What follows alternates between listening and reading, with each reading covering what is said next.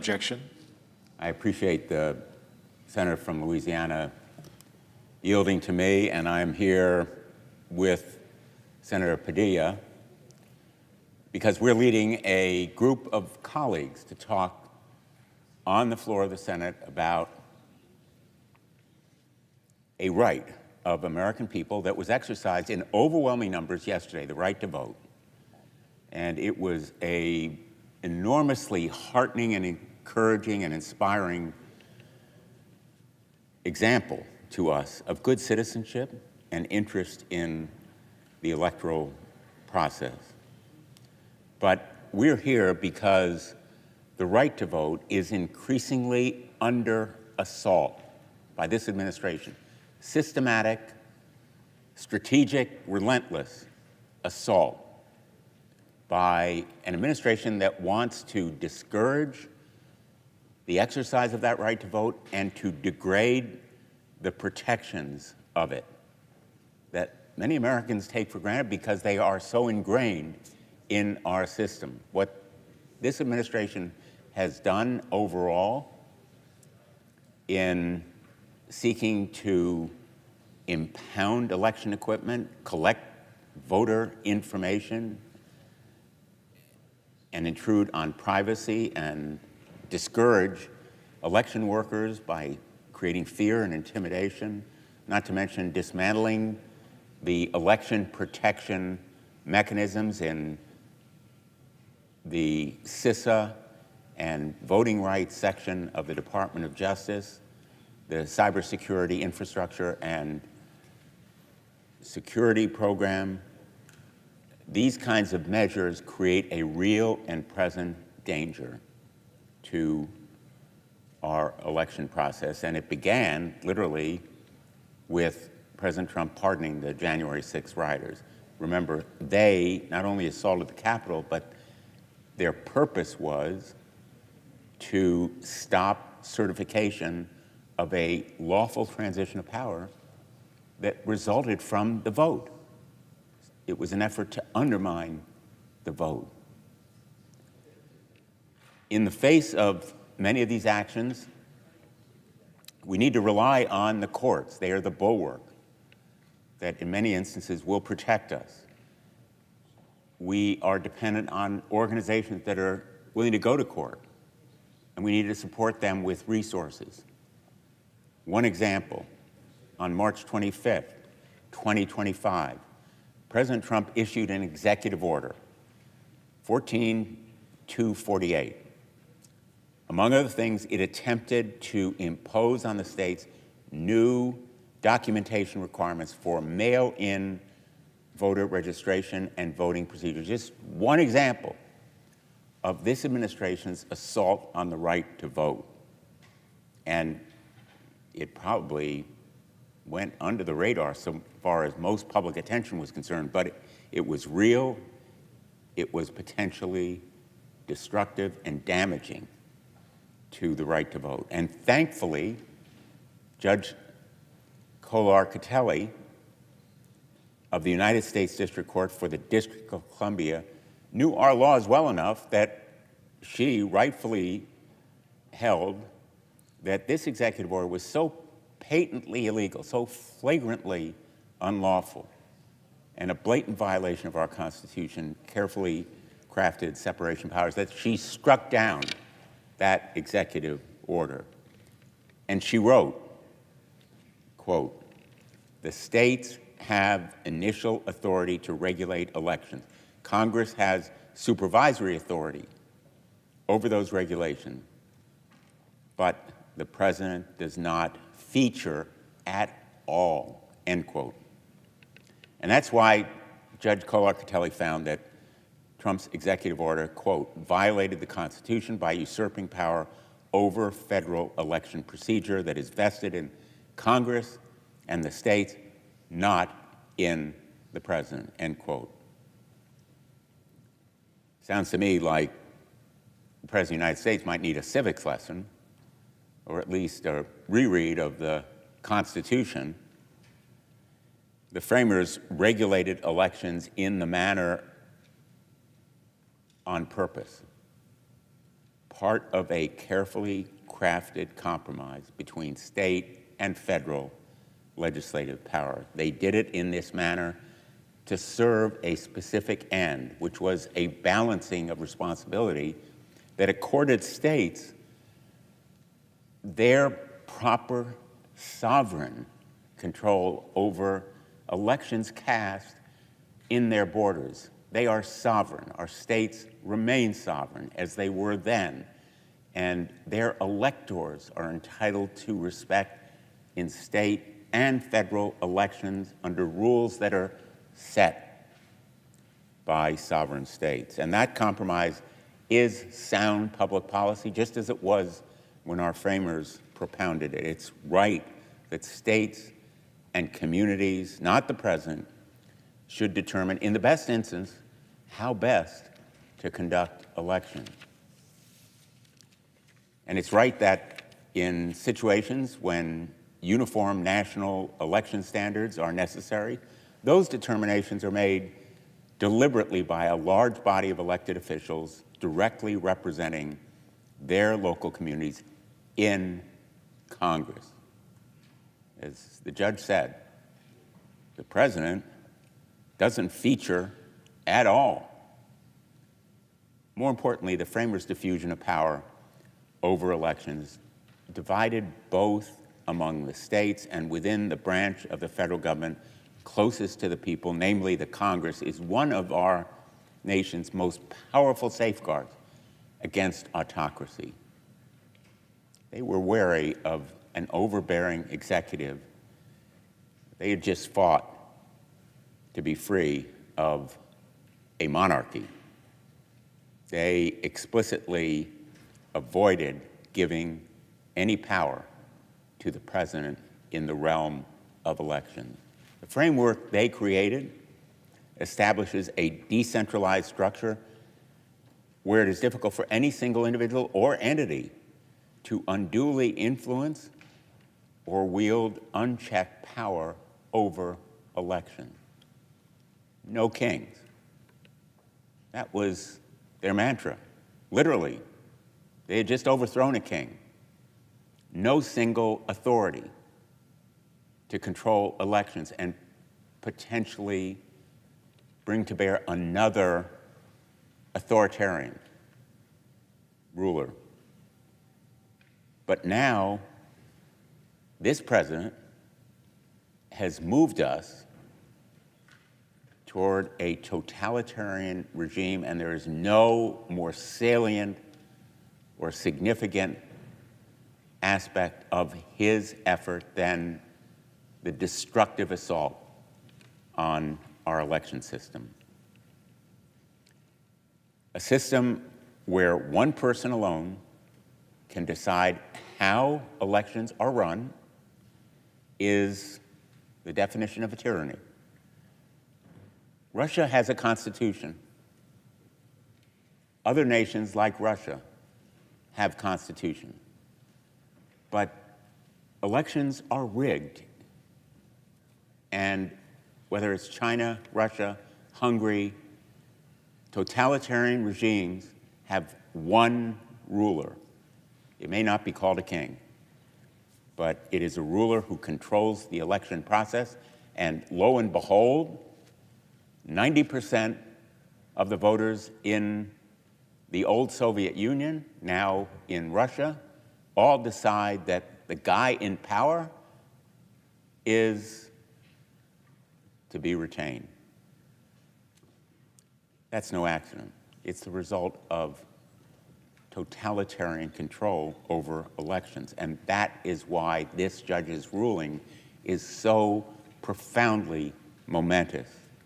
The voters of California, Virginia, New Jersey, and New York made their voices heard yesterday. And they were saying as well, no kings.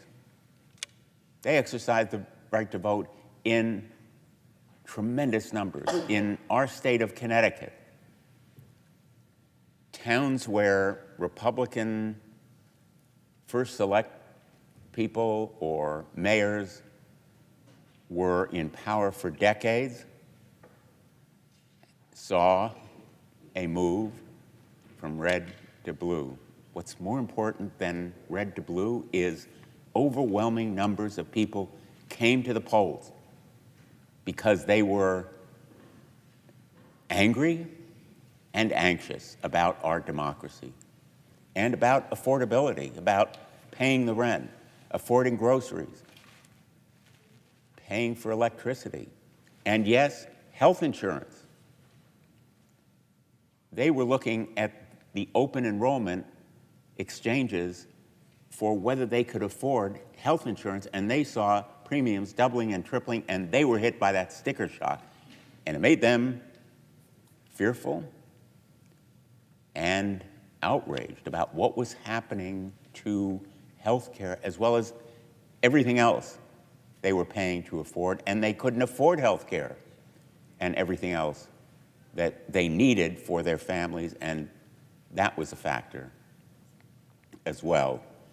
And so this outpouring of anger and anxiety that we saw on the issue of affordability was an exercise of the franchise that this administration wants to undermine and undercut and eventually eviscerate. So we need to elevate the judges. Let's name this one.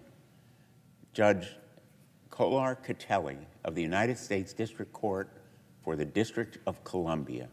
Judge Kolar-Catelli is a hero in sustaining and protecting the rule of law, in preserving free and open election by striking down an executive order that very simply, egregiously overrides state sovereign authority. Now, I will say states' rights used to be the province of members of this body who sought to protect segregation. Maybe they were endeavoring to stop federal law enforcement, and the use of states' rights as a sword or a shield had limits, and the courts limited them. But in this instance, there is no excuse and no precedent that permits the President of the United States to take over our election system. And I call on my colleagues in this body to stop rubber stamping his usurpation of our authority. We are the ones, along with states, that have that responsibility. Congress was specifically chosen to protect our election system when it came to federal supervision because we are closest to the people, and we should zealously guard that authority because it is essential to our constitutional structure. I know that a lot of this may seem abstract or opaque, but it goes to the core of our constitutional system, and I call on my colleagues to protect our authority and state officials to safeguard theirs because it is a matter of our democracy, our freedom, and our right to vote. I note that my colleague, Senator Padilla, is here. I started this floor block, but I'm proud that he and I have worked together on enlisting our colleagues. He is a major champion of election rights. He is one of the leaders in our body that has worked zealously to protect that right. And I'm proud to be standing here with him in this cause. Thank you. I yield the floor. Mr. President. Senator from California. Mr. President, let me begin by thanking my good friend, Senator from Connecticut, Senator Blumenthal, for his partnership, not just on these issues and a lot of matters before the Judiciary Committee generally. But we and others have come to the floor today to celebrate yesterday. Mr. President, yesterday, Americans in states across the country came out to participate in a tradition as old as the nation itself, casting their ballot in a democratic election. And while ballots are still being processed and final results will come in the coming days, it's safe to say that thanks to the hardworking and unsung heroes known as election workers and volunteers across the country, these elections largely went off smoothly and successfully. Because of their work in states like Virginia and New Jersey, we saw a record turnout. Because of their work in cities like New York, we saw the highest turnout there since 1969 in a municipal election. From a race for state Supreme Court justices in the state of Pennsylvania to a statewide proposition in my home state of California, Americans showed up in overwhelming numbers to say in one loud and clear voice that they've had enough. The question after an election is always, so what message did the voters say? What was the mandate when it comes to a high turnout election with larger than expected margins? The takeaway is this: enough of the Republican chaos, enough of the power grabs, enough of the corruption, and enough of Trump's billionaire assault on working families. That's the power of democracy. When we're able to send that type of a message, the people send that type of a message, that loud of a message, by exercising their right to vote. But even after the success of last night, let's also be clear about this. One free and fair election does not guarantee the next one. We have to fight to ensure future elections. We have to keep asking ourselves, what do we do now, between now and next November, to protect the next election? Because at this very moment, the president and his allies are doing everything they can to rig the rules of the game. The reality is that at some point over the last couple of months, the president came to a harsh realization. We've known his policies have been bad ones. We've known they've been harmful. He's figured out his policies are also now very unpopular. Prices on everything from groceries to housing to energy bills are going up. Healthcare premiums are spiking. SNAP benefits are being cut. But for the billionaire class, things are just fine because Trump gave them the tax cut that they wanted, and somehow there's now funding for a ballroom. Americans, though, are fired up. They're angry at a president and a party that are looking out for themselves more than they're looking out for the country as a whole. But rather than change their policies that are causing such harm, instead of changing their policies before the midterm elections, President Trump and Republicans would rather change the rules. And we have a responsibility to sound the alarm before it's too late. Let me revisit my home state of California, where voters came out in big numbers to pass Proposition 50 by a wide margin. Why? We're not celebrating a mid-decade redistricting. Proposition 50 passed because they've been waiting to respond to the madness. Because Donald Trump is the one who forced California's hand. In between trying to apply a little gold covering to every square inch of the White House that he can, that hasn't been demolished, and pardoning billionaire criminals, President Trump's been making some phone calls. So's the vice president. They called GOP state lawmakers to redraw congressional maps and to silence Democratic opposition. It began when President Trump called Texas Governor Greg Abbott and told him to find him 5 more Republican seats.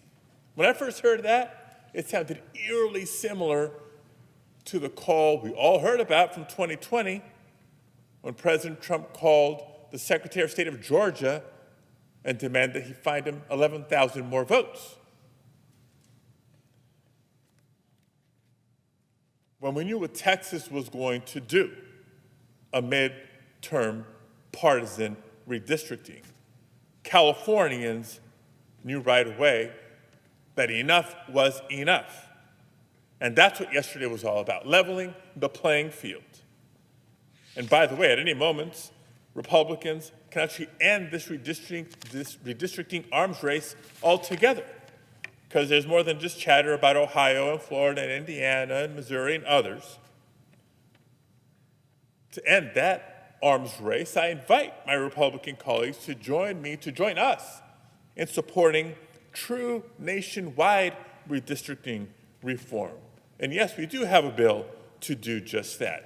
Independent redistricting, once every 10 years after the census, which is when it should be properly done.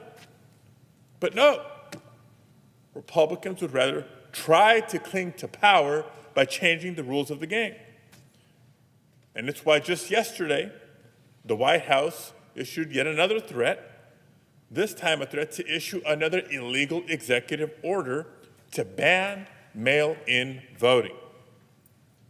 And it's why, as races are being called last night, and Trump knew things were going to go his way, that the president took to social media to demand Republicans kill the filibuster, to ban mail-in voting and other laws that are designed to keep our elections secure, but make it easier for eligible United States citizens to exercise their fundamental right to vote, to cast their ballot and have their ballot be counted. That is what we're up against. But wait, there's more.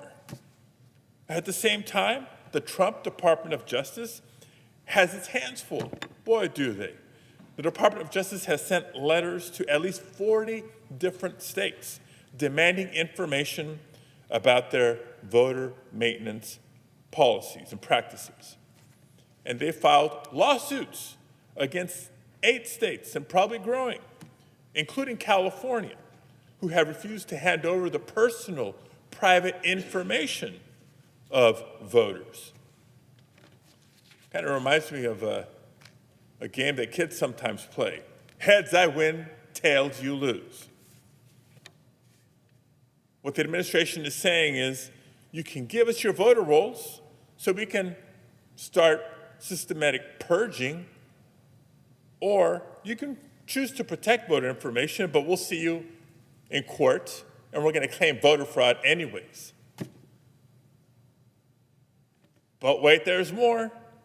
Donald Trump is also staffing up the White House with like-minded election deniers and conspiracy theorists, hinting at future actions that could disenfranchise even more voters. Of course, the president's been slandering places like California in our elections practices for years, and he did it once again just yesterday on Election Day. His words, not mine. The president lies and shouts fraud without a shred of evidence. He didn't wait till Election Day. He started prior to, because he knew he was going to lose. The White House restated its threat to issue a new, even more illegal executive order to ban mail-in voting, despite the fact that the president himself votes by mail. And on top of all these brazen efforts, they're laying the groundwork for the nuclear option once again. Think about what we've seen over just the last few months. Troops deployed domestically into cities in response to pretend rebellions that only exist in Donald Trump's mind.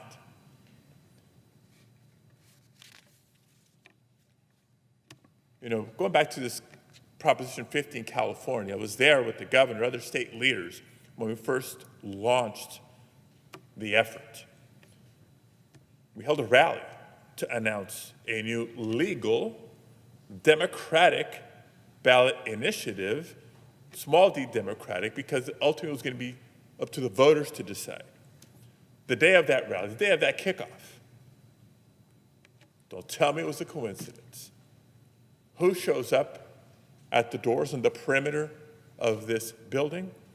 Armed Border Patrol agents to try to intimidate people coming in to participate in the kickoff and the announcement. Now, the election deniers and the administration have been lobbying for the White House to declare a fake national emergency to try to seize unconstitutional powers over our elections.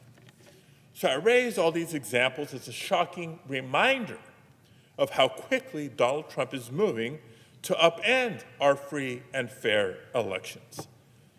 But the reality is, none of this should be surprising. I know it's not to me, because he's done it before. It's been 5 years since Donald Trump first tried to steal the 2020 election. And since then, he's only grown more extreme. We all agree it's important to protect the security and integrity of our elections. But even at a moment in history like this, I remind myself American democracy was here long before MAGA, and it'll be here long before MAGA Republicans are no longer in power. But it will not be by accident. Members of Congress can and must stand up to every one of Trump's unconstitutional power grabs over state election authority. I'm committed to doing my part. If the Trump White House tries to declare some fake national emergency to create a pretense for federal intervention, I will force a vote here in the Senate to stop it. But no matter what happens, voters cannot lose hope. That's what's most important.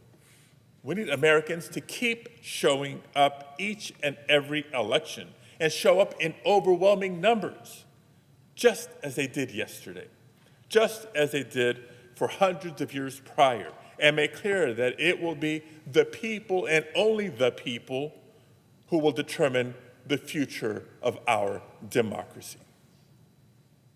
Thank you, Mr. President. I yield the floor.